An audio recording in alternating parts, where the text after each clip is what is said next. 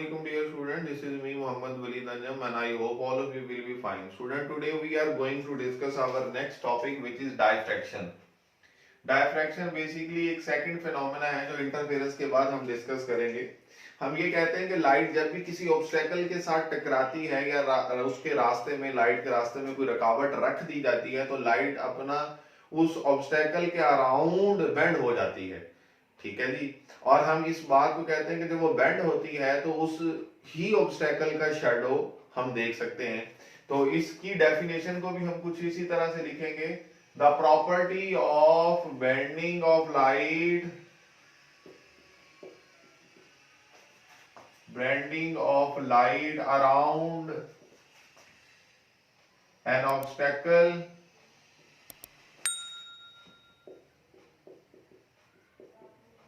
and spreading of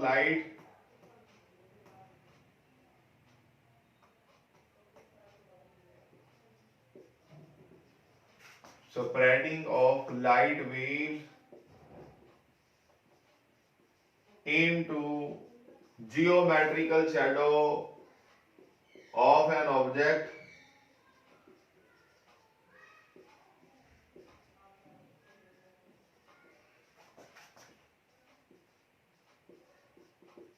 is called diffraction. हम इसको क्या नाम देते हैं? डाइफ्रैक्शन का नाम देते हैं। स्टूडेंट, इस चीज को समझने के लिए कि ये जो लाइट बेंड हो जाती है, हम यंग्स डबल स्लिट एक्सपेरिमेंट वाली ही एग्जांपल को ले लेते हैं। हमने ये बात पढ़ी थी कि हमारे पास यंग्स डबल स्लिट एक्सपेरिमेंट में क्या, अगर सपोज हम ये कहते हैं कि ये कोई एक सपोज करें कोई ऑब्स्टेकल है या कोई एक रुकावट है और ये किसी सोर्स से आने वाली जो बीम ऑफ लाइट है या जो उसकी रेज है उसके सामने अगर हम रख दें तो हमारे पास क्या होता है कि इस ऑब्स्टेकल की वजह से अगर इसके सामने कोई एक स्क्रीन भी रख दे, सपोज हम ये कहते हैं कि, तो हम हमारा ये मानना था कि अगर ये लाइट एक स्ट्रेट फॉर्म में ट्रेवल करे, बिल्कुल एक स्ट्रेट फॉर्म में ट्रेवल करे, तो इस ऑब्स्टेकल के साथ टकरा कर क्या हो जाए कि वो पीछे ना जा पाए। लेकिन अगर हम इस चीज को देखें कि इसको समझने के लिए हमने क्या किया, यहाँ पर जो है वो होल्स बनाए जिनको हमने स्लिट्स का नाम दिया और लाइट ने उन होल्स में से पास करना शुरू कर दिया और जब वो यहां से पास हुई तो ये फर्दर स्प्रेड होगी और ये जो पॉइंट्स थे ये एज ए सोर्स बिहेव हुए किसके लिए? सेकेंडरी वेवलेट्स के लिए। तो स्टूडेंट, हम इस जिसको हमने S1 और S2 का नाम दिया था, अब यहां पर यही बात जो गौर तलब है कि अगर ये लाइट एक स्ट्रेट फॉर्म में ट्रैवल करती तो इस स्लिट में से यहां से ये जो हमने ये रखी ऑब्स्टेकल, इसके साथ ये वाला जो पोर्शन है ये देखें तो यहाँ पर जो सेंट्रल स्पॉट होना चाहिए था वो तो डार्क होना चाहिए था, लेकिन ऐसा नहीं हुआ था। हमारे पास हुआ ये था कि जब इन दोनों सोर्सेज से लाइट्स आई थी, जब रेज ऑफ द लाइट थी, उनकी आपस में जो इंटरफेरेंस हुई थी तो उस इंटरफेरेंस के रिजल्ट में हमने क्या देखा था कि हमारा जो सेंट्रल स्पॉट था वो ब्राइट था। ठीक है ना जी। अगर वो सेंट्रल स्पॉट ब्राइट है तो उसकी बुनियादी वजह यहां से हमें एक कॉन्सेप्ट तो ये मिलता है कि लाइट वो एक स्ट्रेट फॉर्म में या एक स्ट्रेट पाथ पर ट्रेवल नहीं कर रही, वो अगर उसके सामने कोई ऑब्स्टेकल रखा जाता है तो वो अपने आप को बेंड कर देती है। इसी बात को प्रूव करने के लिए हम एक और एग्जांपल भी लेते हैं। वो एग्जांपल कुछ इस तरह से है जो हमारी डाइफ्रैक्शन के केस में भी गिवन है कि अगर सपोज हमारे पास एक बॉल है और उस बॉल को हम रख देते हैं किसी एक सोर्स से आने वाली लाइट के रास्ते में, तो स्टूडेंट क्या होगा कि जो लाइट आएगी इस सोर्स से वो इस बॉल के साथ टकराएगी, इसके एजेस के साथ टकराने के बाद वो अपने आप को क्या कर लेगी? बेंड कर लेगी। और जब वो अपने आप को बेंड करेगी तो होना तो ये चाहिए कि वो बेंडिंग के बाद यहां पर जब देखें हम इसका जो इसी ऑब्जेक्ट का एक शेडो बनना चाहिए।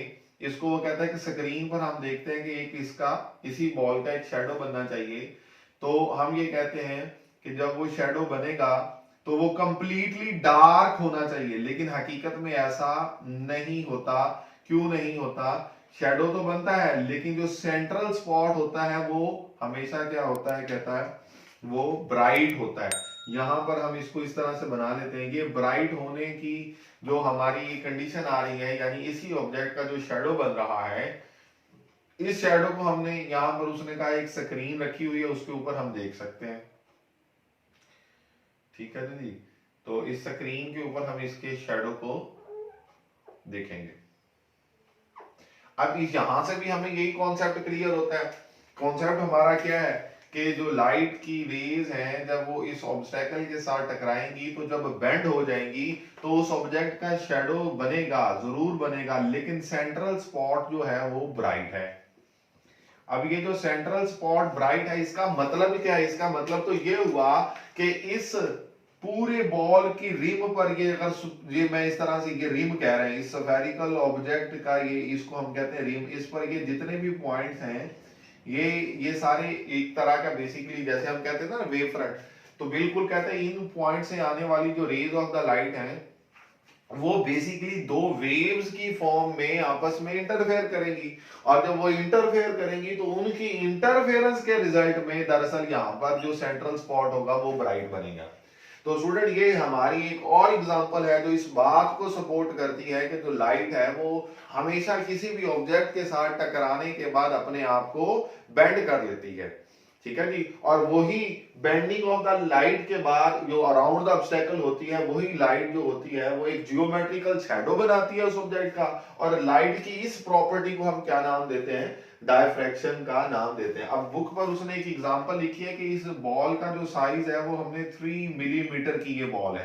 अच्छा, ये बड़ा इंपॉर्टेंट पॉइंट है, ये क्यों हमने रखते हैं? हम इसके लिए कुछ पॉइंट्स हैं जो यहाँ पर लिखेंगे, जो कि बेसिकली हमारा कंक्लूजन है इस डायफ्रैक्शन के बारे में। ये दो एक्सपेरिमेंट्स जो हमने किए, these two experiments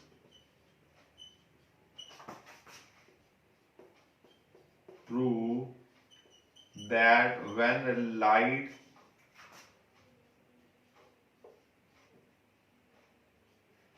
passes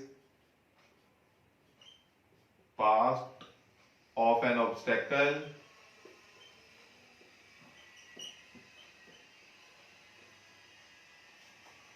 it always bend itself, वो अपने आप को हमेशा क्या कर लेती है? एक स्ट्रेट पाथ से बेंड कर लेती है, जो इस बात का भी प्रूफ है it does not follow a straight path।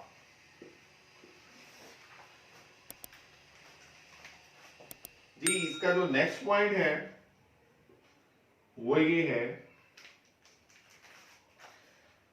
This phenomena, ये this diffraction is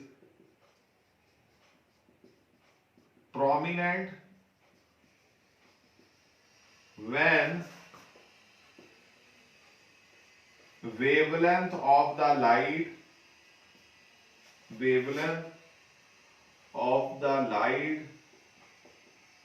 is large as compared to the size of obstacle, या हम इसे कह सकते हैं अपर्चर ऑफ द लाइट। तो ये फिनोमिना प्रोमिनेंट तभी होगा, क्यों प्रोमिनेंट होगा? देखिए, जब लाइट ने अपने आप को बेंड करना है, अगर उस चीज का साइज बहुत बड़ा होगा as compared to the wavelength, तो वो बेंडिंग सही तरह से हमें नजर नहीं आएगी, या उसको हम सही तरह से ऑब्जर्व नहीं कर सकेंगे। इसीलिए कहा जाता है कि जो वेवलेंथ ऑफ द लाइट है वो लार्ज होनी चाहिए और ऑब्जेक्ट का साइज स्मॉल होना चाहिए। इस स्मॉल साइज के लिए हम कहते हैं कि ये जो बॉल हमने है वो 3 मिलीमीटर साइज की रखी, ताकि हमारे पास जो लाइट है उसकी वेवलेंथ इस ऑब्जेक्ट के साइज से अगर बड़ी होगी तो हमारा ये जो डायफ्रैक्शन का फिनोमेना है ये बहुत ज्यादा प्रोमिनेंट होगा। स्टूडेंट, इसका एक और पॉइंट है,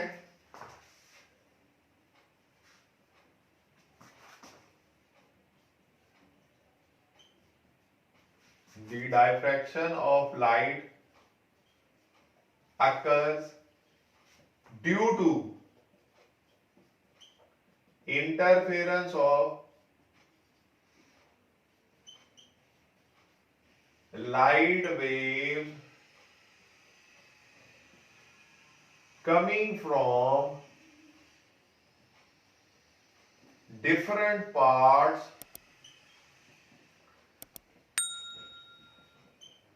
of a wavefront.